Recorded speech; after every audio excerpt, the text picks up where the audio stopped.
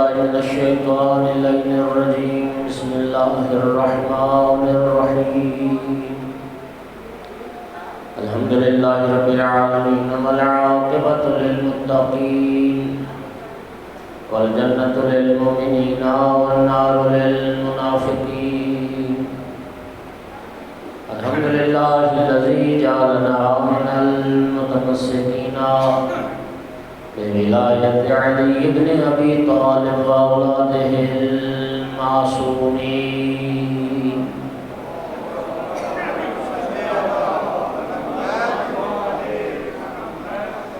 الحمد لله الذي جعلنا من الباقين على سيد الشهداء وأولاده وأصحابه المظلومين. الصلاة والسلام والتحية والإكرام على رسوله الكريم شفيع المذنبين أنيس الغريبين ورحمة للعالمين. أعني العبد المؤيد الرسول المسدد المحمود الأحمد المصطفى الأمجد أبا القاسم محمد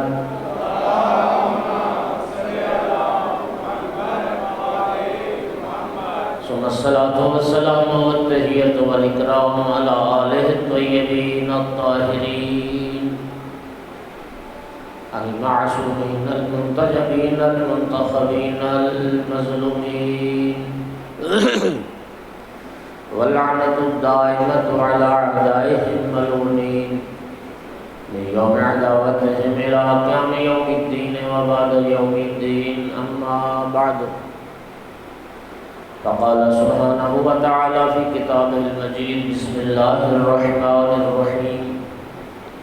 قل لا أسألكم عليه أجرا إلا المودة في القربى صلوات.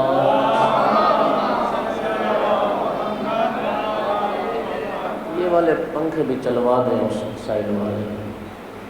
ایک صلوات اور سارے حضرات پڑھو غلام نواز. مومنین کرام، آیت مودت تلاوت کی ہے. خداوند عالم نے پیغمبر کے قرابت داروں کی مودت کو اجر رسالت قرار دیا ہے، اور پیغمبر کے قرابت داروں کی مودت واجب ہے اور فریضہ ہے. اور آپ جانتے ہیں کہ صدر اول کے جو مسلمان تھے نبی کریم کے زمانے کے، انہوں نے بھی اس آیت سے مودت کا وجوب سمجھا ہے. اور بعض صحابہ کرام نے جب سوال کیا، یہ سوال آپ سنیں گے تو آپ کو اندازہ ہوگا کہ ان صحابہ نے بھی اس آیت سے وجوب سمجھا ہے. ابو سعید خدری نے پوچھا، جابر بن عبداللہ انصاری نے پوچھا: یا رسول اللہ، من قرابتک الذین وجبت علینا مودتہم. یا رسول اللہ، وہ آپ کے کون سے قرابت دار ہیں جن کی مودت ہم پر واجب کی گئی؟ تو یہ مودت واجب ہے. اور امام شافعی ائمہ اربعہ میں سے ایک امام محمد بن ادریس شافعی، ان کی یہ ربائی آپ نے کئی بار سنی. وہ بھی اس آیت مودت سے مودت اہل بیت کا وجوب سمجھتے ہیں. یا اہل بیت رسول اللہ حبکم فرض من اللہ فی القرآن انزلہ قفاکم من عظیم القدر انکم من لم یصلی علیکم لا صلاۃ لہ. امام شافعی نے فرمایا تھا اہل بیت رسول، اللہ نے آپ کی محبت کو قرآن میں واجب قرار دیا ہے، قرآن میں فریضہ قرار دیا ہے. وَقَفَاكُم مِّنْ عَظِيمِ الْقَدْرِ أَنَّكُمْ، اے اہل بیت رسول، آپ کی قدر و منزلت کے لیے اتنی ساری بات کافی ہے. مَن لَّمْ يُصَلِّ عَلَيْكُمْ لَا صَلَاةَ لَهُ، جو نماز میں آپ کی ذات پر درود نہیں پڑھتا، اللہ اس کی نماز کو قبول نہیں کرتا. تو خداوند عالم نے اہل بیت رسول کی مودت کو فریضہ قرار دیا ہے، واجب قرار دیا ہے. اور یہ ایسا فریضہ ہے کہ باقی جتنے بھی واجبات ہیں ان کی قبولیت کا دار و مدار اسی فریضے پر۔ اگر آل رسول سے محبت ہے تو باقی سارے اعمال بھی قبول ہیں، اور اگر آل رسول سے محبت نہیں ہے تو باقی اعمال بھی قبول۔ اللہ اکبر، یا رسول اللہ،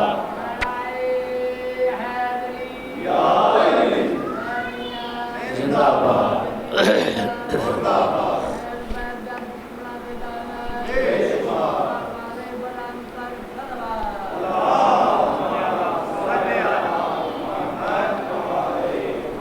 تو میں نے عرض کیا کہ جن ہستیوں کی مودت اللہ نے ہم پر واجب کی ہے ان میں ایک ہستی امام زین العابدین علیہ السلام کی ہستی۔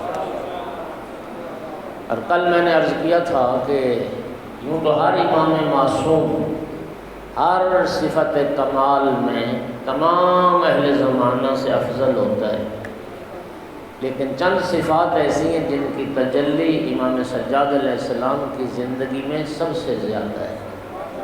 ایک صفت عبادت۔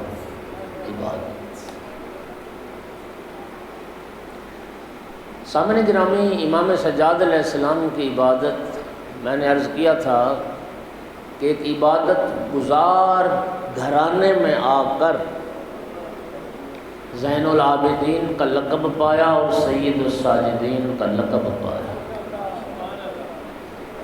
میں ہمیشہ التماس کرتا ہوں جوانوں سے کہ جو لوگ ہاتھ میں کڑی پہن کے مولا سجاد کی شبیہ بنتے ہیں، کبھی مصلی عبادت پر آ کر بھی مولا سجاد کی شبیہ بنیں، کبھی خدا کی بارگاہ میں سر جھکا کر بھی، کبھی رب کو سجدہ کر کے بھی مولا سجاد کی شبیہ بن جائے۔ سامعین گرامی قدر یاد رکھیے، اللہ رب العزت کو ہماری عبادت کی کوئی حاجت نہیں، وہ غنی ذات ہے۔ کل بھی میں نے عرض کیا تھا، مولا امیر المومنین نے فرمایا کہ اللہ نے جب بندوں کو پیدا کیا تو ان کی بندگی اور عبادت سے بے نیاز تھا، ہم اس کے محتاج ہیں، ہم اس کی بندگی کے محتاج ہیں۔ کوشش آیت اللہ کاشی ایک گزرے نجف اشرف میں، تو حرم امیر المومنین علیہ السلام میں وہ بیٹھے تھے، تو ایک تاجر، ایک دکاندار حرم میں آیا اور نماز پڑھی، اور نماز جلدی جلدی پڑھی، تو آیت اللہ ان کو دیکھ رہے تھے، جیسے ہم جلدی جلدی پڑھتے ہیں اسی طرح انہوں نے جلدی جلدی پڑھی، اور جب نکلنے لگے تو انہوں نے فرمایا کہ بات سنو، یہ کیا کر رہے تھے تم؟ شرمندہ ہو گیا اور سمجھ آ گئی کہ آج آقا نے مجھے نماز پڑھتے دیکھ لیا۔ نماز پڑھ رہے تھے؟ کہا نہیں آقا، نماز تو نہیں، کیا کر رہے تھے؟ آقا میں تو صرف رب کی بارگاہ میں حاضری لگوانے آتا ہوں کہ میں خدا کا باغی معشوق نہ ہوں،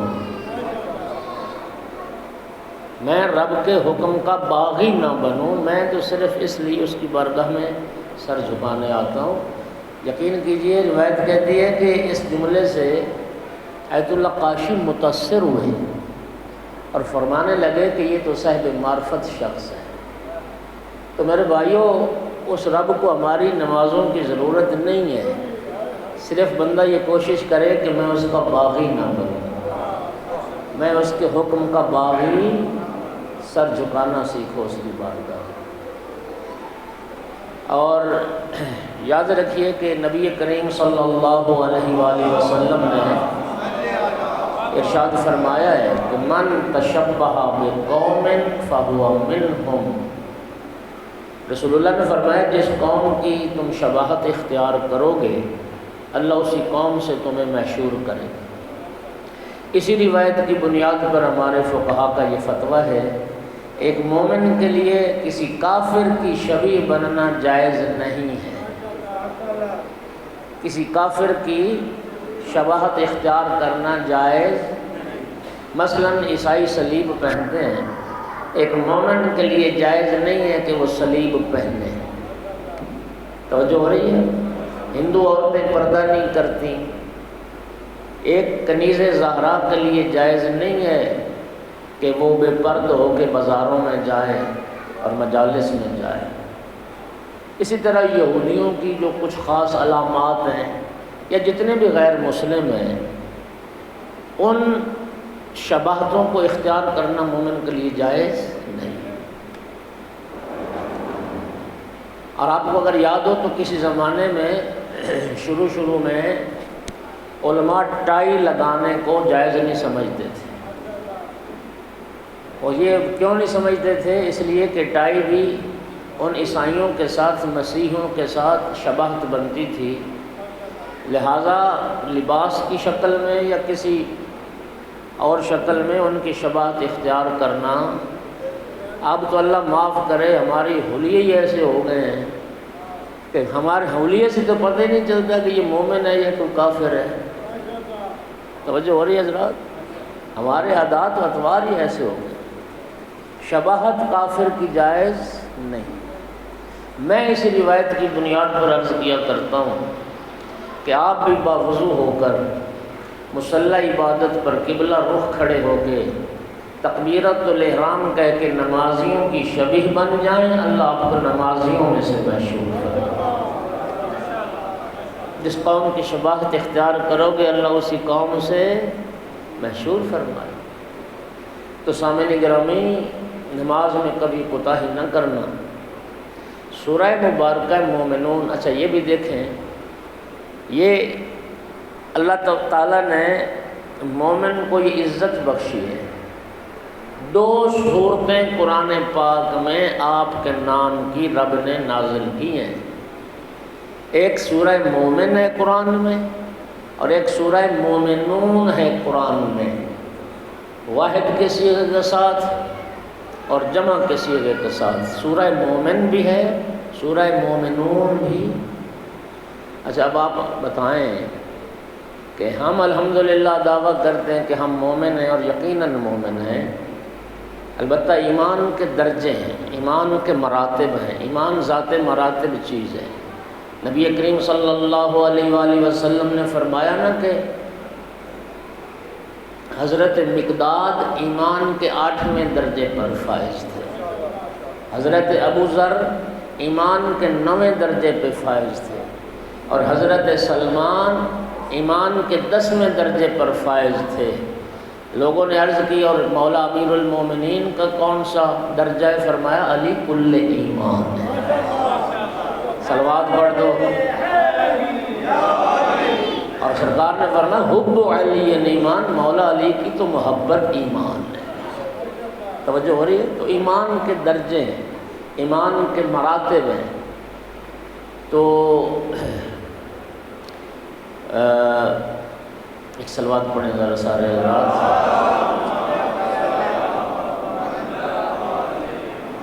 سورہ مومنون جو ہمارے نام کی صورت ہے، آپ خود جواب دیں میری بات کا، ہم جب مومن کہلاتے ہیں خود کو، کیا ہمارا حق نہیں بنتا کہ ہم توجہ کے ساتھ اس صورت کو پڑھیں جو ہمارے نام کی رب نے قرآن میں نازل کی ہے؟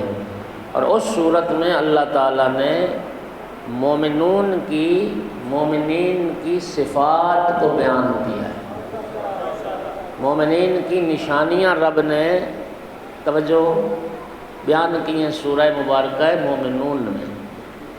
اور آپ یہ بھی جانتے ہیں کہ سورہ مومنون قرآن پاک کی وہ واحد صورت تھی کہ خانہ کعبہ میں مولا امیر المومنین علیہ السلام کی ولادت بسعادت ہوئی، اور جناب فاطمہ بنت اسد جب بیٹے کو لے کے خانہ کعبہ سے باہر نکلیں، نبی کریم نے بڑھ کے چچی کا استقبال کیا، اور بی بی نے مولا علی علیہ السلام کو رسول اللہ کے ہاتھوں پر دیا، اور جب پیغمبر نے مولا امیر المومنین کو اٹھایا تو امیر المومنین نے دنیا میں آنے کے بعد پہلی مرتبہ آنکھیں کھول کے چہرہ رسالت کی زیارت کی، اور نبی کریم نے سب سے پہلے دنیا میں مولا امیر المومنین کی جو سب سے پہلی غذا ہے وہ لعاب رسالت ہے۔ رسول اللہ نے اپنی زبان مبارک مولا علی علیہ السلام کو چسائی۔ توجہ چاہ رہا ہوں میں، زیدی صاحب کے 2 جملے اگر کہیں تو سنا دیتا ہوں، اللہ ان کی روح کو شاد کرے۔ وہ فرماتے تھے کہ لوگ اعتراض کرتے ہیں کہ شیعہ مولا علی کو نبی پاک سے بھی بڑھا دیتے ہیں۔ وہ فرماتے تھے کہ نہیں، شیعہ مولا علی کو نبی پاک سے نہیں بڑھاتے، ایک ہی مقام پہ مولا علی ہمیشہ ہمیں بڑے نظر آتے ہیں، اور وہ ہے جنگ کا میدان۔ جنگ کے میدان میں ہمیشہ مولا علی بڑھ بڑھ کے رسول اللہ کا دفاع کرتے تھے۔ وہ اس موقع پہ جملہ کہتے تھے کہ جب مولا علی کی تو آنکھیں بند تھیں، رسول اللہ نے جب اٹھایا تو مولا علی نے پہلی مرتبہ دنیا میں آنے کے بعد آنکھیں کھولی، چہرہ رسالت کی زیارت کی۔ تو زیدی صاحب فرماتے تھے کہ رسول اللہ کی ذات تو وہ ذات ہے کہ جن کے ہاتھوں پہ آ کے علی کی بھی آنکھیں کھول گئی۔ صلوات پڑھ دو محمد وآل محمد کی ذات۔ اور دوسرا جملہ ان کا یہ تھا کہ جب نبی کریم نے اپنی زبان مبارک مولا علی علیہ السلام کے منہ میں رکھی اور امیر المومنین نے زبان رسالت کو چوسا، تو فرماتے تھے کہ رسول اللہ نے پہلے دن ہی علی کو زبان دے دی۔ صلوات پڑھ دو محمد وآل محمد کی ذات۔ تو جناب رسالت معاب نے فرمایا یا علی اب کچھ سناؤ۔ مرحوم مجلسی نے تفصیل سے بہار میں اس روایت کو ذکر کیا۔ تو دست رسالت پر عرض کی مولا علی علیہ السلام نے، یا رسول اللہ ما اقرا، کیا پڑھوں؟ کیا پڑھوں؟ تورات پڑھوں، زبور پڑھوں، انجیل پڑھوں یا قرآن پڑھوں؟ نبی کریم نے جناب امیر سے فرمایا یا علی قرآن سناؤ۔ 3 دن کے بچے نے دست رسالت پر سب سے پہلے اسی سورہ مومنون کی تلاوت کی تھی،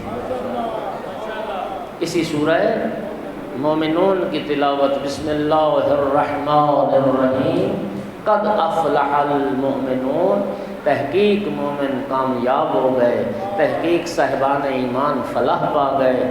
روایت کا ذمہ دار نبی کریم نے جب یہ پہلی آیت سنی، رک کے فرمایا یا علی قد افلحوا بک وانت امیرہم، یا علی مومن کامیاب کیسے نہ ہو، تو امیر المومنین جو دنیا میں آیا۔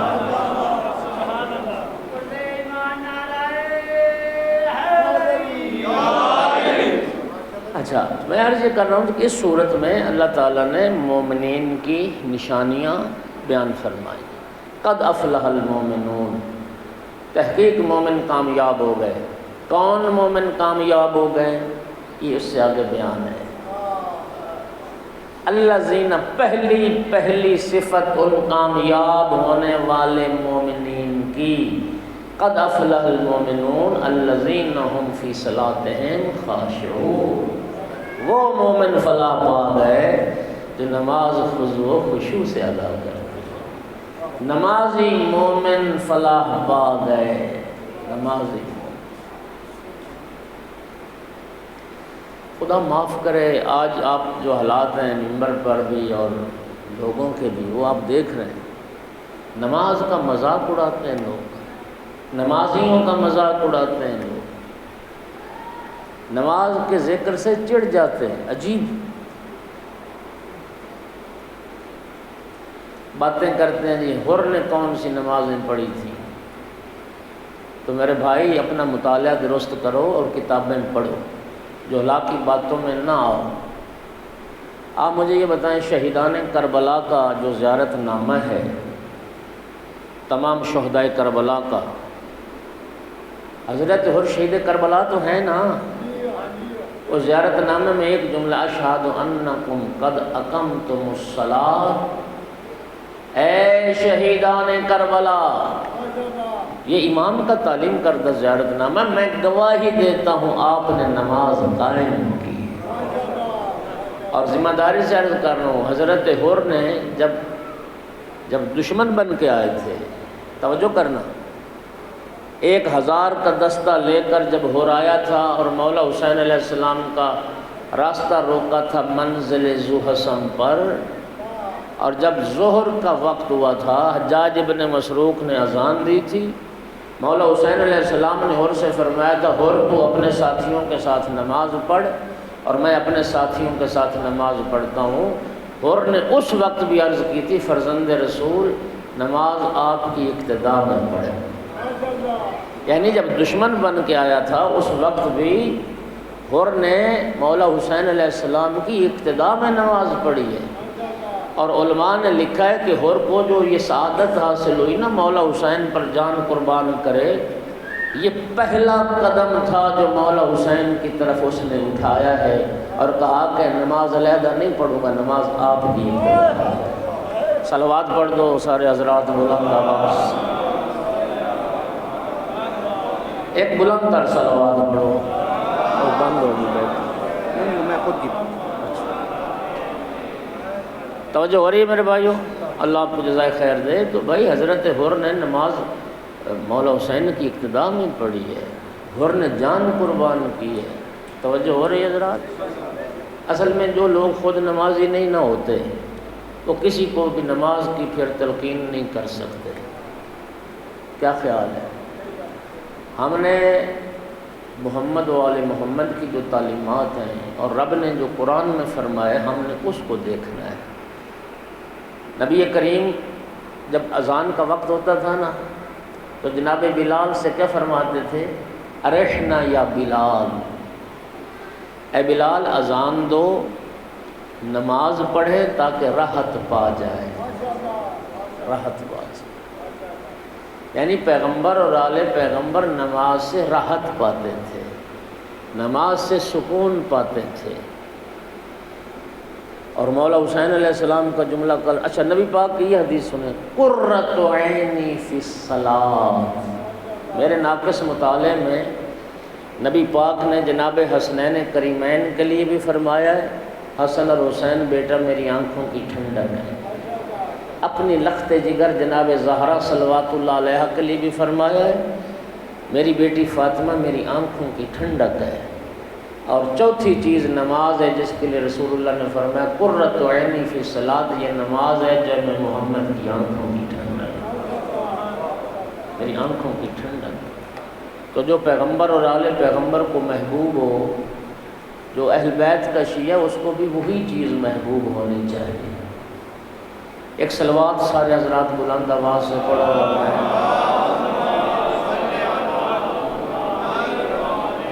مومنین، قرآن مجید میں 29واں پارہ ہے، جن کے موبائل میں قرآن پاک ہے وہ کھول لیں میرے ساتھ۔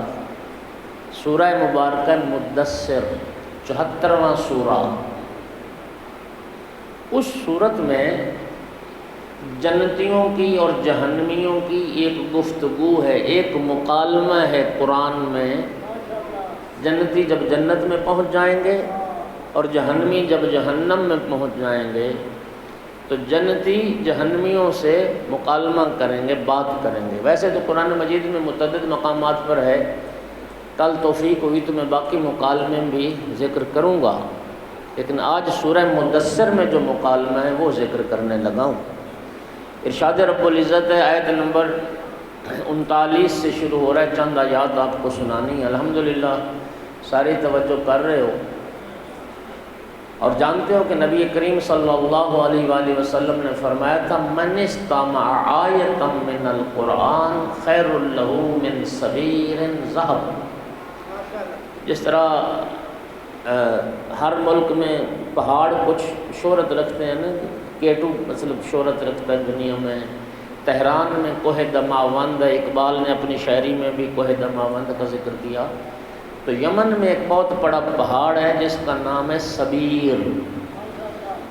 رسول اللہ صلی اللہ علیہ وآلہ وسلم نے فرمایا کہ وہ سبیر پہاڑ سونے کا ہو جائے اور اتنا سونا تم اللہ کی راہ میں خرچ کر دو، اس سے بہتر ہے ایک آیت قرآن کو توجہ سے سن لینا، ایک آیت قرآن کو توجہ سے سن لینا۔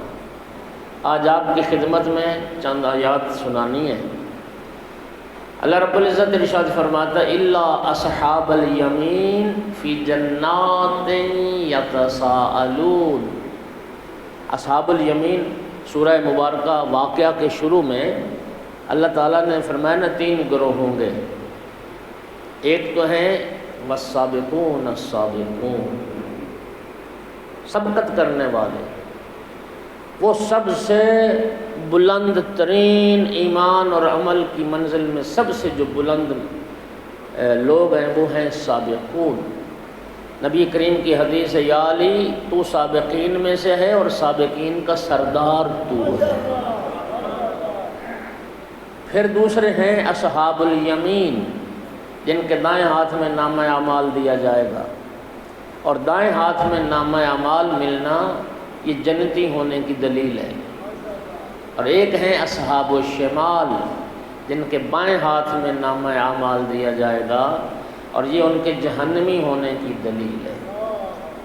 توجہ کیجیے گا. ایک نقطہ اور میں عرض کرتا ہوں، قیامت کے دن جب اعمال نامے تقسیم ہوں گے تو ایسا نہیں ہو سکتا، ممکن ہی نہیں ہے کہ کوئی وہ بائیں ہاتھ سے چھوڑ کے دائیں ہاتھ میں نامہ اعمال پکڑ لے. ایسا نہیں، کہانی ختم ہے. لیکن اس دنیا میں فرصت ہے، موت سے پہلے تک تیرے پاس فرصت ہے کہ بائیں ہاتھ والا نامہ اعمال پھینک کے تم دائیں ہاتھ میں پکڑ لو. اس دنیا میں تمہیں فرصت ہے. اصحاب الیمین ہو جاؤ، نیکوکار بن جاؤ، اس قابل ہو جائیں کہ رب العزت دائیں ہاتھ میں نامہ اعمال عطا فرمائے. سورہ مدثر میں اللہ فرما رہا ہے کہ وہ اصحاب الیمین فی جنات یتساءلون، جنت میں ہوں گے اور وہ سوال کریں گے. عن المجرمین، کس سے سوال کریں گے؟ جنتی جہنمیوں سے.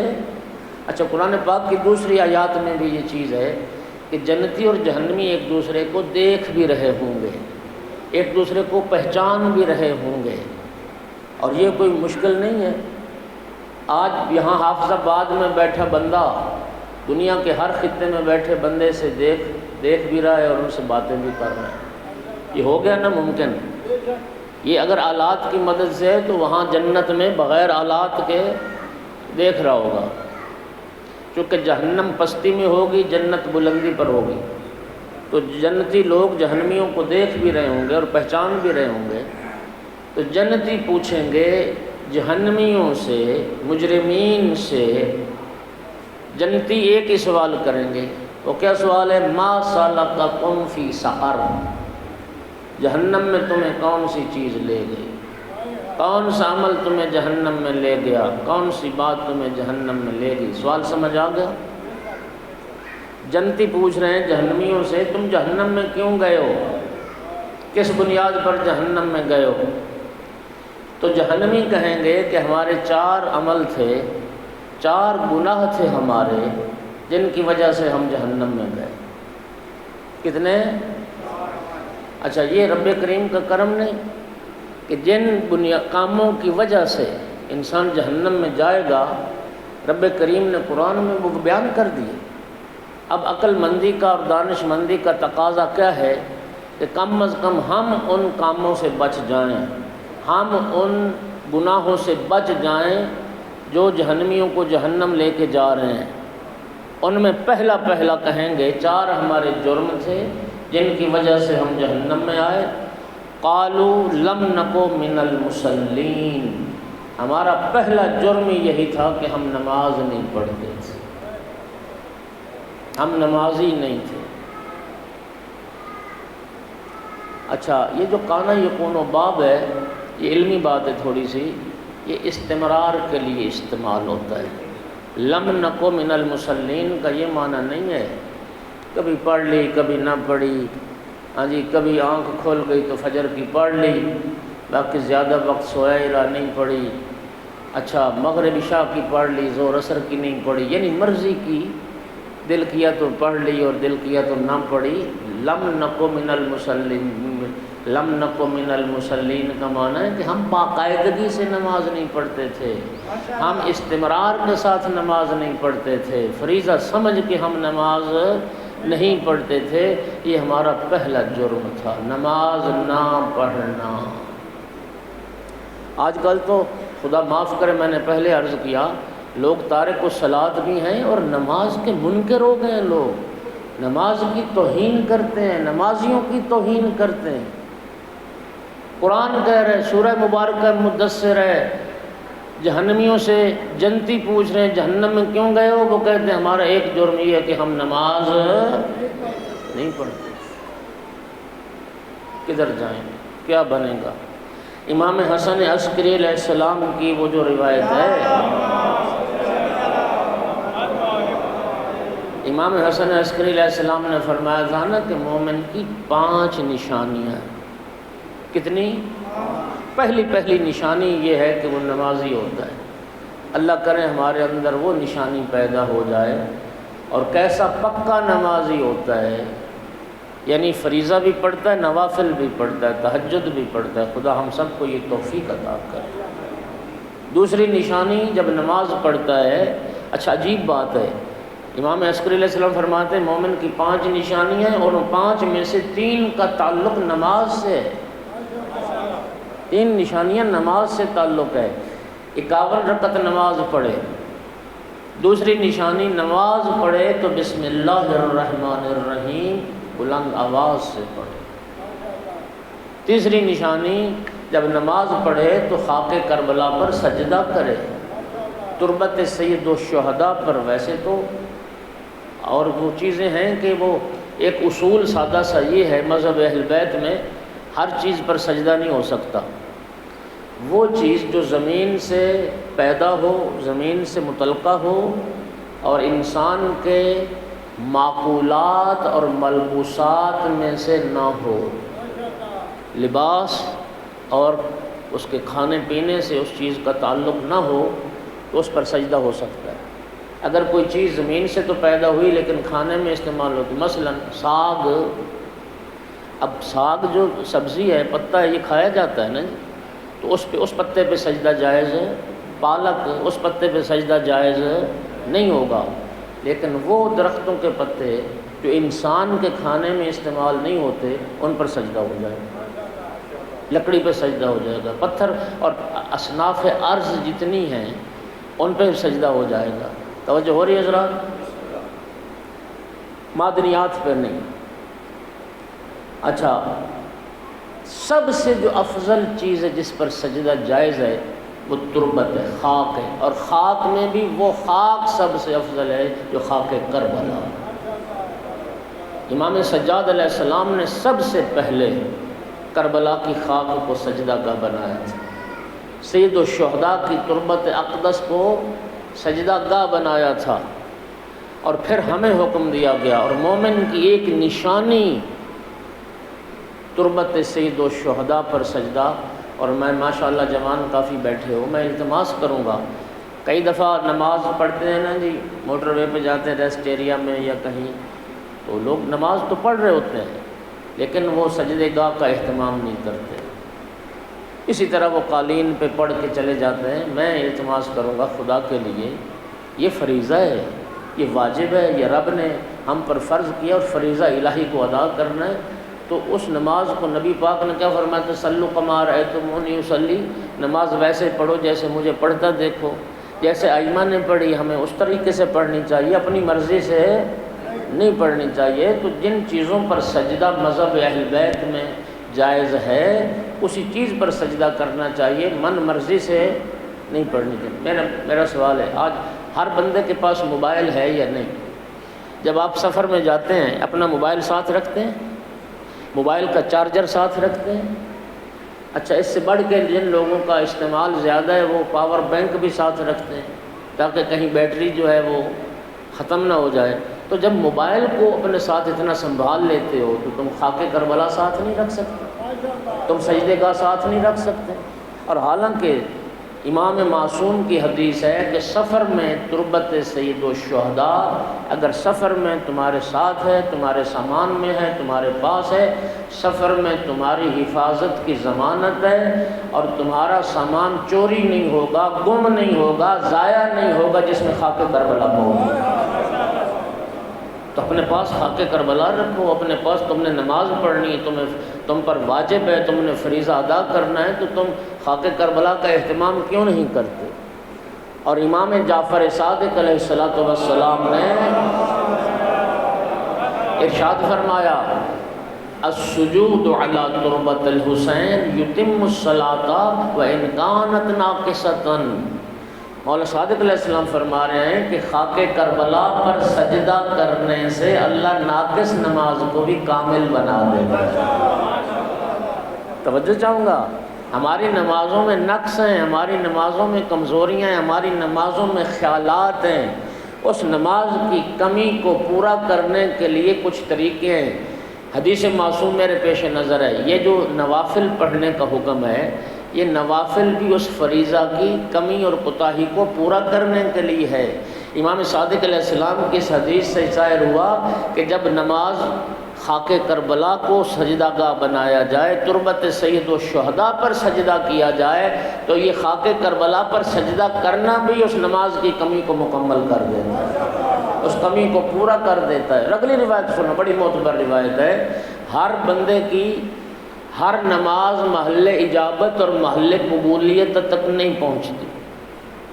کتنے حجابات ہیں محل اجابت تک، بلکہ ایک حدیث جو ہمیں دہلا دینے کے لیے کافی ہے وہ یہ ہے کہ جتنا دھیان تمہارا نماز میں ہے اتنی نماز قبول ہے۔ جس نماز میں بازار میں پھر رہا ہوں اور میں دکان میں پھر رہا ہوں تو وہ نماز قبول نہیں ہے۔ جتنی توجہ نماز میں ہے اتنی تمہاری نماز قبول ہے۔ امام فرماتے ہیں محل اجابت تک پہنچنے میں بہت سارے حجابات ہیں۔ کسی کی نماز پہلے حجاب سے ٹکرا کے گر گئی، کسی کی دوسرے حجاب سے ٹکرا کے ختم، کسی کی تیسرے حجاب سے ٹکرا کے ختم۔ ذمہ داری سے روایت پڑھ رہا ہوں، آقا نے ارشاد فرمایا جب بندہ مومن نماز پڑھے اور خاک کربلا پر سجدہ کرے، وہ نماز ہے کہ سارے حجابات راستے سے ہٹ جاتے ہیں، وہ نماز محل قبولیت پر اللہ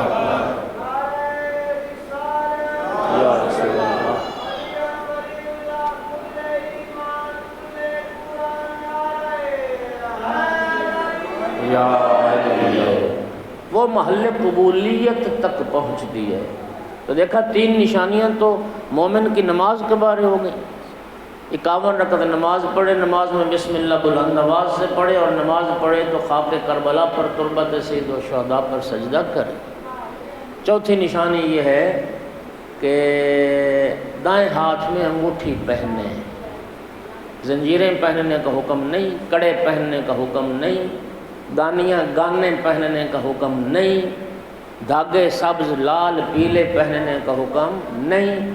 انگوٹھی پہنو، اور لوہے کی نہیں، سونے کی نہیں، چاندی کی انگوٹھی۔ مذہب اہل بیت میں سونا حرام ہے مرد کے لیے، چاہے تم ارب پتی ہو نا، سونا نہیں پہن سکتے، اور سونا پہن کے نماز باطل ہے، باطل۔ سمجھ آئی بات کی؟ چاندی کی انگوٹھی دائیں ہاتھ میں پہنو، یہ سنت ہے، یہ مومن کی نشانی ہے۔ اور پانچویں نشانی زیارت اربعین۔ دعا کریں اللہ تعالیٰ زائرین کے لیے جو مشکلات پیدا ہو رہی ہیں اللہ کرے یہ پابندیاں ہٹ جائیں، اور لاکھوں زائر ہیں بیچارے جو ہر سال پیسہ جوڑ کے والی کربلا کی زیارت کے لیے جاتے ہیں۔ کیا وہ اموی عباسی دور زندہ کیا جا رہا ہے؟ آپ جانتے ہیں نا کہ اس زمانوں میں بھی زیارت امام حسین علیہ السلام پر پابندیاں عائد کی گئیں۔ اب ہر زائر تو بیچارہ اس قابل نہیں ہے کہ وہ بائی ایئر کا سفر افورڈ کر سکے۔ یقین کریں ایسے زائر اور ایسی مومن خواتین میں جانتا ہوں جو پورا سال انڈے بیچ کے، کوئی بچھڑا پال کے، کوئی بکری پال کے، وہ سال بھر کی محنت کرتی ہیں صرف تھوڑے سے پیسے جمع ہو جائیں اور بائی روڈ مولا حسین کی زیارت کے لیے جا سکیں۔ میں دعا کرتا ہوں اللہ تعالیٰ زائرین کے لیے آسانیاں پیدا فرمائے، اور اللہ تعالیٰ ہمارے حکمرانوں کو بھی عقل دے کہ زائرین کے لیے وہ آسانیاں پیدا کریں اور ان کے مشکلات کو کم کرنے میں وہ میدان میں آئیں، نہ کہ مشکلات بڑھانے میں وہ کوشش اور کردار کریں۔ نیک نامی حاصل کرنی ہے تو زائرین امام حسین علیہ السلام کی دعائیں لیں اور ان کے لیے آسانیاں پیدا کریں۔ زیارت اربعین یہ مومن کی نشان۔ بات لمبی ہو گئی تو جنتی جہنمیوں سے پوچھ رہے ہیں کہ کون سی چیز تمہیں جہنم میں لے گئی، تو پہلی چیز کیا ہے؟ قالوا لم نکو من المصلین، جہنمی کہیں گے کہ ہم نماز نہیں پڑھتے تھے۔ دوسرا جرم ہمارا کیا تھا، دوسرا کام کیا تھا، لم نکو نطعم المسکین، ہم مسکین کو کھانا نہیں کھلاتے تھے، فقیر بھوکا اس کو کھانا نہیں کھلاتے تھے۔ البتہ اس کی تفسیر میں تفسیر نور نے لکھا ہے کہ خمس اور زکوٰۃ ادا نہ کرنے والے، جن پر زکوٰۃ واجب تھی زکوٰۃ ادا نہ کی۔ زکوٰۃ کا ایک مصرف فقراء اور مساکین ہے کہ ان کا پیٹ بھرتا، اور خمس سادات میں سے جو بھوکے سادات بیچارے، بھوکی سید زادیاں، ان کی خدمت نہ کی، ان کا پیٹ بھرتا۔ یہ دوسرا جرم ہے کہ جس کی وجہ سے ہم جہنم میں آئے۔ تیسرا جرم وَكُنَّا نَخُوضُ مَعَ الْخَائِضِينَ، خائضین یعنی بیہودہ گوئی کرنے والے، یاوہ گوئی، بک بک، فضول محفل، غیر اخلاقی گفتگو۔ ہاں جی، محفل دوستوں میں بیٹھ گئے مثلا، خدا نہ کرے، تو ان کے ساتھ ہم بھی بیٹھ کے وہی کرتے تھے۔ او بھائی، اسی لیے تو شیخ سعدی نے کہا تھا صحبت سہل ترا سہل کند، صحبت تحل ترا تحل کند، نیکوں کی صحبت تمہیں نیک بناتی ہے اور بدکاروں کی صحبت تمہیں بھی بدکار بنا دے۔ مجالست، اچھا نبی کریم صلی اللہ علیہ وآلہ وسلم کی حدیث، ایاک و مجالست الموتى، مردوں کے ساتھ مت بیٹھو، مردوں کی ہم نشینی اختیار نہ کرو۔ پوچھا گیا یا رسول اللہ مردوں کے ساتھ کون بیٹھتا ہے؟ آپ کی کیا مراد ہے کہ مردوں کے ساتھ نہ بیٹھو؟ فرمایا صرف جہاں دنیا داری کی باتیں ہیں، جہاں پیسے کی باتیں ہیں، جہاں صرف دنیا اور دنیا کی مال اور دنیا کا اقتدار اور دنیا کی حکومت اور دنیا دنیا دنیا دنیا، فرمایا وہ مردہ لوگ ہیں اور ان کی صحبت تمہیں بھی مردہ بنا دے گی۔ کن کے ساتھ بیٹھو؟ مجالست اہل الدین شرف الدنیا والآخرہ، رسول اللہ نے فرمایا دینداروں کے ساتھ بیٹھو، دینداروں کی جو صحبت ہے یہ دنیا اور آخرت کا شرف ہے، دنیا اور آخرت کا شرف ہے اہل دین کی صحبت۔ وہ شیخ سعدی نے ایک اور بھی کہا نا، ایک سلوات پڑھو ذرا ساتھ، گھبرا تو نہیں نہ رہے حضرات۔ تاتوانی بے گریز از یار بد، یار بد بدتر بود از مار بد، مار بد تنہا ہمیں بر جان زند، یار بد بر ایمان و جان زند۔ شیخ سعدی نے کہا تھا جتنا بچ سکتے ہو برے یار کی صحبت سے بچو، اس لیے کہ برے یار کی صحبت ایک برے سانپ سے بھی بری ہے، ایک زہریلے سانپ سے بھی ایک برا یار برا ہے۔ کیوں؟ زہریلا سانپ کیا کرے گا؟ تمہیں ڈس لے گا، صرف تمہاری جان کو ختم کر دے گا، اور جو برا یار ہے وہ تمہارا ایمان بھی ختم کر دے گا، تمہاری جان بھی ختم۔ تیسرا جرم ہمارا یہ تھا کنا نخوض مع الخائضین، بیہودہ گوئی کرنے والوں کے ساتھ بیہودہ گوئی کرتے رہتے تھے۔ اور چوتھا جرم ہمارا یہ تھا وَكُنَّا نُكَذِّبُ بِيَوْمِ الدِّينِ، ہم قیامت کے دن کی تکذیب کرتے تھے۔ کوئی کہتا تھا نا بھی قیامت بھی آنی ہے، رب کے حضور پیش ہونا ہے، جواب دہ ہونا ہے، تو کہتے تھے دیکھی جائے گی قیامت، دیکھ لیں۔ یہ بھی تکذیب ہے قیامت کی۔ ہم قیامت پر ایمان نہیں رکھتے تھے، ہم خدا کے حضور پیشی پر یقین نہیں رکھتے تھے۔ یہ ہمارے جرم تھے، حتی اتانا الیقین، اور یہ جرم موت آنے تک کرتے رہے اور موت آ گئی۔ اس کا معنی یہ ہے کہ موت سے پہلے پہلے ہمارے پاس یہ فرصت ہے کہ اگر میں اپنے گناہوں سے توبہ کر لوں تو وہ کریم ذات ہے، وہ معاف کر دے، وہ معاف کرنے والی، وہ توبہ کرنے والوں سے محبت کرتا ہے، وہ اتنا مہربان ہے، اتنا مہربان ہے کہ تمہارے سیئات کو حسنات میں تبدیل کر دے گا جب انسان سچی توبہ رب کی مانے۔ توجہ ہو رہی میرے بھائیو؟ حتی اتانا الیقین، اور نبی کریم کا ارشاد ہے کما تعیشون تموتون وکما تموتون تبعثون۔ اللہ اکبر، اللہ اکبر۔ خدا ہمیں معاف کرے، خدا ہمیں توبہ کی توفیق دے۔ رسول اللہ نے فرمایا جس حال میں تم زندگی گزار رہے ہو اسی حالت میں موت آئے گی، اور جس حالت میں تم مرو گے اسی حالت میں اٹھائے جاؤ، اسی حالت میں تم اٹھائے جاؤ۔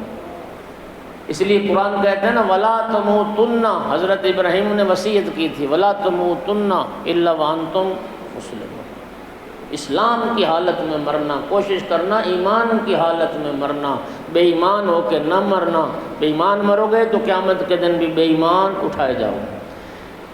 میں نے یہ آیات پڑھی کسی جگہ پر، تو ایک مومن مجلس سے بول اٹھا تو کہنے لگا کہ کوئی بات نہیں، ہماری شفاعت ہو جائے گی۔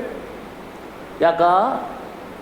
ہماری شفاعت ہو جائے گی، ہماری تو شفاعت ہو جانی۔ میں نے کہا کہ شفاعت کا عقیدہ تو قرآن کا عقیدہ ہے۔ امام جعفر صادق علیہ السلام نے فرمایا ہے کہ من انکر ثلاثۃ اشیاء فلیس منا، جو 3 چیزوں کا منکر ہے وہ ہم میں سے نہیں ہے۔ جو معراج پیغمبر کا منکر ہے وہ بھی ہم میں سے نہیں ہے، جو قبر میں منکر نکیر کے سوالات کا منکر ہے وہ بھی ہم میں سے نہیں ہے، اور جو شفاعت کا منکر ہے وہ بھی ہم میں سے نہیں۔ شفاعت کا عقیدہ قرآن کا عقیدہ ہے، لیکن قرآن نے ایک شرط آیت الکرسی میں کیا پڑھتے ہو؟ من ذا الذی یشفع عندہ الا باذنہ۔ اس کی تفسیر پڑھ لیں، شفاعت اللہ کے اذن سے ہونی ہے، یعنی جنہوں نے شفاعت کرنی ہے انہوں نے بھی اللہ کے اذن سے کرنی ہے، اور جن کی شفاعت ہونی ہے وہ بھی اللہ کے اذن سے ہونی ہے۔ شفاعت اذن خدا سے مشروط ہے، اور اس میں بھی کوئی شک نہیں، شفاعت ہے گناہ گار کے لیے، شفاعت گناہ گار کے لیے ہے۔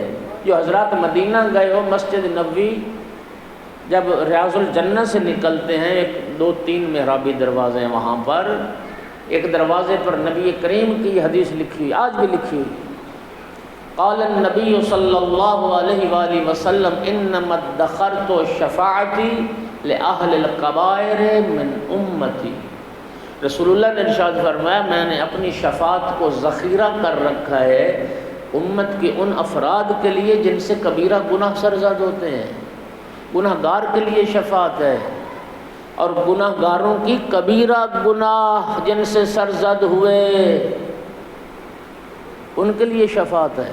لیکن ایک بات میں اور عرض کروں گا یہاں، اور بڑی ذمہ داری سے عرض کروں گا دوستو، شفاعت کا جو عقیدہ ہے نا، شفاعت کا عقیدہ یہ گناہ پر جرت دلانے کے لیے نہیں ہے۔ جیسے اس نے کہا جو ہماری تو شفاعت ہو جائے گی، جو چاہے میں مرضی کروں، نہ نہ نہ، شفاعت کا عقیدہ گناہ پر جری بنانے کے لیے نہیں ہے، شفاعت کا عقیدہ گناہ گار کو مایوسی سے بچانے کے لیے ہے، مایوسی سے بچانے کے لیے شفاعت ہوگی۔ شفاعت برحق ہے، اور محمد و آل محمد شفاعت فرمائیں گے۔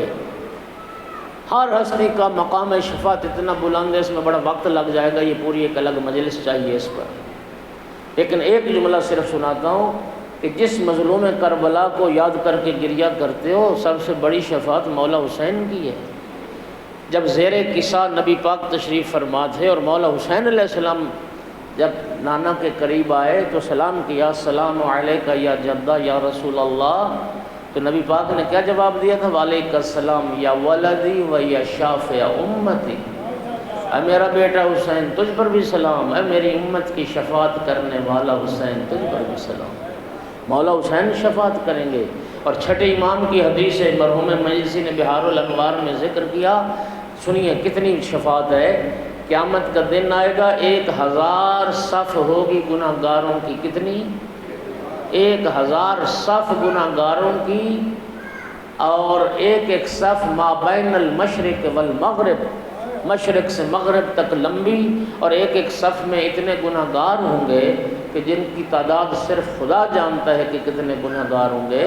چھٹے امام نے فرمایا اس 1000 صف میں سے 999 صف گناہ گاروں کی، ان کی شفاعت تنہا مولا حسین علیہ السلام۔ 999 صف گناہ گاروں کی ان کی شفاعت آقا حسین علیہ السلام فرمائیں گے۔ اور امام نے فرمایا باقی ایک صف کی شفاعت میں بھی مولا حسین علیہ السلام ہمارے ساتھ شریک ہوں گے۔ شفاعت برحق ہے، لیکن یہ آیت جو ہے نا، یہ آیت ذرا غور سن، 48 نمبر آیت، کیا کہیں گے جہنمی؟ یہ 4 کام ہم کرتے رہے، موت آنے تک کرتے رہے، اس کے بعد جو کہتا ہے نا شفاعت ہو جائے گی، قرآن ہے قرآن، فما تنفعہم شفاعت الشافعین، اللہ قرآن میں فرما رہا ہے یہ 4 جرم کرنے والوں کو شفاعت کرنے والوں کی شفاعت بے فائدہ نہیں دے گی۔ یہ رب نے قرآن میں واضح کر دیا، بے نماز کی شفاعت نہیں ہوگی، بے نماز کی شفاعت محمد و آل محمد علیہ وسلم کریں گے بھی نہیں، اور شفاعت فائدہ بھی نہیں دے سکے گی، یہ رب قرآن میں فرما رہا ہے۔ اب امام صادق علیہ السلام کی ایک حدیث سن لو، آپ چھٹے امام کی سوانح حیات پر، امام صادق علیہ السلام کی زندگی پر کوئی بھی کتاب اٹھا کے دیکھ لیں، جب امام صادق علیہ السلام کو زہر دیا جا چکا اور امام بستر شہادت پر تھے، شہادت سے پہلے امام نے فرمایا میرے تمام عزیز و اقارب کو سب کو اکٹھا کرو، سب کو جمع کرو، اور جب سب عزیز و اقارب اکٹھے ہو گئے، آخری وصیت امام جعفر صادق علیہ السلام کی، جس کے بعد امام کی روح پرواز کر گئی، وہ یہ تھی لا تنالو شفاعتنا من استخف بالصلاۃ، آقا نے فرمایا جو نماز کو حقیر سمجھے گا اسے ہماری شفاعت نصیب نہیں۔ قرآن نے بھی کہہ دیا کہ بے نماز کی شفاعت نہیں ہوگی، امام صادق علیہ السلام نے بھی فرما دیا کہ ہم آل محمد بے نماز کی شفاعت نہیں کریں گے۔ تو دوستو خدا کے لیے امام زین العابدین، کل بھی میں نے یہ جملہ کہا، امام زین العابدین علیہ السلام ہو تو ماننے والے کو 5 وقت کا کم از کم نمازی تو ہونا چاہیے، کبھی نماز میں کوتاہی نہ کرنا، اور کوشش کریں کہ اول وقت میں نماز ادا ہو، اور خداوند عالم ہمیں اور قیامت تک آنے والی ہماری نسلوں کو بھی نمازی بنائے۔ ایک صلوات پڑھ دو سارے بلند۔ اگلی جو صفت ہے نا جس کی تجلی امام سجاد علیہ السلام کی زندگی میں سب سے زیادہ ہے، وہ صفت گریہ ہے، وہ رونا ہے۔ امام جعفر صادق علیہ السلام نے فرمایا تھا البقاؤن 5، 5 ہستیاں ہیں جنہوں نے سب سے زیادہ گریہ کیا اس دنیا میں، 5 ہستیاں۔ آدم فراق جنت میں روئے، یعقوب فراق یوسف میں روئے، یوسف فراق یعقوب میں روئے۔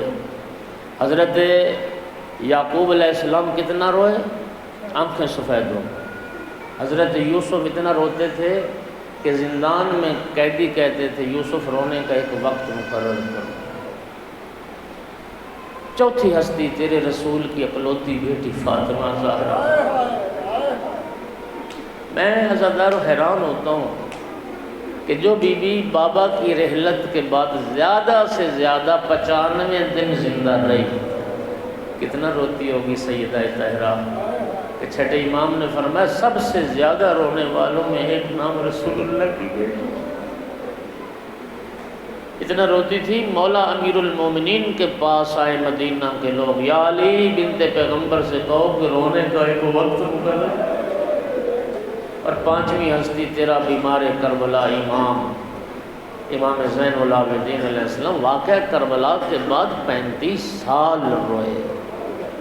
بڑے بڑے عزادار دنیا میں آئے، بخدا میں نے ایسے عزادار دیکھے ہیں کہ صرف امام حسین علیہ السلام کا نام سن کے جن کی آنکھوں میں آنسو آ جاتے، کیوں نہ خود مولا حسین علیہ السلام نے فرمایا تھا انا قتیل العبرات، میں آنسوؤں کا مقتول ہوں، میں کشتہ عبرت ہوں، لا یذکرنی مومن الا بقا، فرمایا جب بھی کوئی مومن مجھے یاد کرے گا وہ آنسو ضرور بہائے گا۔ بڑے بڑے عزادار، مرزا شیرازی بزرگ اپنے وقت کے ولی فقیہ آیت اللہ العظمیٰ مجتہد اعظم جنہوں نے حرمت تمباکو کا فتویٰ دیا تھا، سامرہ میں مجلس ہو رہی تھی، صبح کا وقت تھا، جو روضہ خان تھا نا مجلس پڑھنے والا، اس نے ایک جملہ مصیبت کا پڑھا، داخلت زینب علی ابن زیاد، ابن زیاد کے دربار میں علی کی بیٹی زینب داخل ہوئی۔ بس ایک جملہ پڑھا، مرزا شیرازی نے سر سے امامہ اتار دیا، اور فرمایا روزہ خان بس اس سے آگے کچھ نہ پڑھنا، ہمیں پہلے اس جملے کا حق ادا کرنے دو۔ نماز ظہر تک مرزا شیرازی روتے رہے اور یہ ایک جملہ بار بار دہراتے تھے، کون داخل ہوا اور کس کے دربار میں داخل ہوا؟ ابن زیاد کا دربار کجا، علی کی بیٹی زینب کبریٰ۔ بڑے بڑے عزادار دنیا میں آئے لیکن سید سجاد جیسا کوئی عزادار نہ دیکھا۔ بانیان بیٹھے ہو، مجالس صف عزا بچھاتے ہو، علماء و ذاکرین کو بلاتے ہو، کیوں؟ آل رسول کے دکھ سنائیں، مصائب آل محمد بیان کریں، ہم رو سکیں، ہم نبی زادی کی بارگاہ میں پرسہ پیش کر سکیں۔ ہماری مجلس کا نام ہی مجلس عزا ہے، ہم رونے کے لیے مجلس بپا کرتے ہیں۔ لیکن اللہ گواہ ہے، مولا سجاد علیہ السلام کے رونے کے لیے کسی عالم ذاکر کے مسائب پڑھنے کی ضرورت نہیں تھی، کسی عالم ذاکر کے مسائب پڑھنے کی ضرورت نہیں تھی۔ میرے آقا کا دن روزے میں گزرتا تھا، افطار کا وقت ہوتا تھا، غلام خدمت میں پانی لا کے رکھتا، پانی پہ نگاہ پڑتی رونے لگ جاتے، فرماتے کیف اشرب الماء وقتل بی عطشانا، میں کیسے پیوں، میرا بابا تو پیاسا مارا گیا۔ غلام کھانا لا کے رکھتا، کھانے پہ نگاہ پڑتی رونے لگ جاتے، کیف آکل وقتل بی جایا، میں کیسے کھاؤں، میرا بابا تو بھوکا مارا گیا۔ آیت اللہ انصاریان وہ فرما رہے تھے، آپ الحمدللہ دیندار لوگ بیٹھے ہو، روزے دار لوگ بیٹھے ہو، وہ فرماتے تھے کہ کائنات کا ہر روزے دار جب افطار کا وقت آتا ہے نا، افطار کا سامان روزے دار کے سامنے آتا ہے تو ہر روزے دار خوشی محسوس کرتا ہے۔ فرماتے تھے واحد سید سجاد تھے، جب افطار کا سامان سامنے آتا تھا سید سجاد کے دکھ بڑھ جاتے تھے، آقا کا گریہ بڑھ جاتا تھا، میں کیسے پیوں، میرا بابا پیاسا مارا گیا، میں کیسے کھاؤں، میرا بابا بھوکا مارا۔ منہال کوفی آیا، عرض کی آقا بس کریں، کب تک روئیں گے، ابھی وہ وقت نہیں آیا آپ کا گریہ ختم ہو جائے، آپ کے آنسو تھم جائیں۔ مولا سجاد علیہ السلام نے فرمایا منہال تو نے قرآن پڑھا ہے؟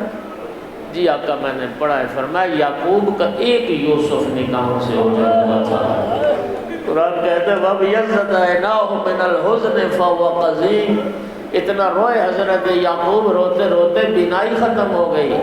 فرمایا میں نے تو 18 فخر یوسف خاک کربلا پر خاک و خون میں غلطان دیکھے۔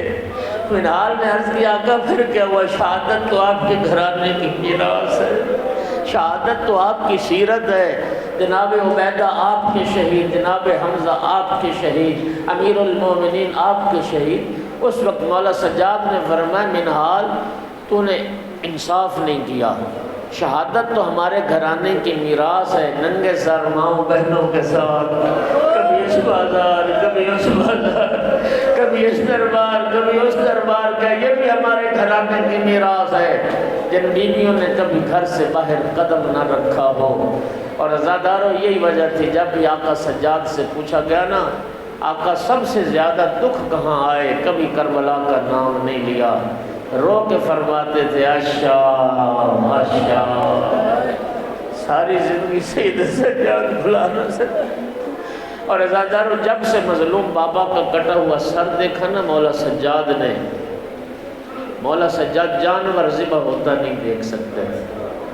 مدینے کے جو قصاب تھے نا وہ مولا سجاد کا حیا کرتے تھے، امام کے سامنے جانور بھی ذبح نہیں کرتے تھے، اور گوشت فن جو ذبح ہوتے تھے نا سر ان کے جدا، ان پہ کپڑا ڈال دیتے تھے، جب پتہ چلتا تھا مولا سجاد۔ ایک قصاب مدینے میں جانور کو ذبح کرنے کے لیے لٹا چکا تھا، گردن پہ چھری پھیرنا چاہتا تھا، کسی نے پکار کے کہا قصاب ہاتھ روک لے، وہ سید سجاد آ رہے۔ قصاب نے چھری پھینک دی، جانور کو آزاد کر دیا۔ مولا سجاد چلتے ہوئے قریب آئے، فرمایا قصاب میں جانتا ہوں تو جانور ذبح کرنا چاہتا تھا، تو نے میرا حیا کیا ہے، میں تجھے جانور ذبح کرنے سے منع نہیں کرتا، یہ بھی میرے نانا کی سنت ہے، لیکن یہ بتا ذبح کے آداب جانتے ہو؟ جی آقا میں آپ کے نانا کی شریعت سے واقف ہوں۔ مولا نے فرمایا بتا پہلا ادب کیا ہے؟ عرض کرتے آقا پہلا ادب یہ ہے کہ جانور کو پیاسا ذبح نہ کیا جائے۔ عزادر یہ سننا تھا، رخ پھر کے کربلا کی طرف، ہائے میرا مظلوم بابا، ہائے میرا مظلوم بابا، آپ کے نانا کی امت تو جانور بھی پیاسے ذبح نہیں کرتی، آپ کو 3 دن کا پیاسا فرات کے کنارے۔ آقا نے فرمایا بتا دوسرا ادب کیا ہے؟ عرض کرتے آقا دوسرا ادب یہ ہے کہ جانور کو جانور کے سامنے ذبح نہ کیا جائے۔ مولا سجاد کی چیخیں نکل گئی، رو کے فرماتے ہائے میں قربان جاؤں اپنی پھوپھی زینب سے، 70 قدم کا فاصلہ تھا، بھائی ذبح ہو رہا تھا، ضربیں چل رہی تھی، ابن سعد کو خطاب کر کے کہتی تھی ابن سعد اتنظر ویقتل ابو عبداللہ، ابن سعد تو دیکھ رہا ہے میرا ماں جایا ذبح ہو رہا۔ الا لعنت اللہ علی القوم الظالمین وسيعلم الذین ظلموا أي منقلب ينقلبون۔ کریم اللہ بحمد محمد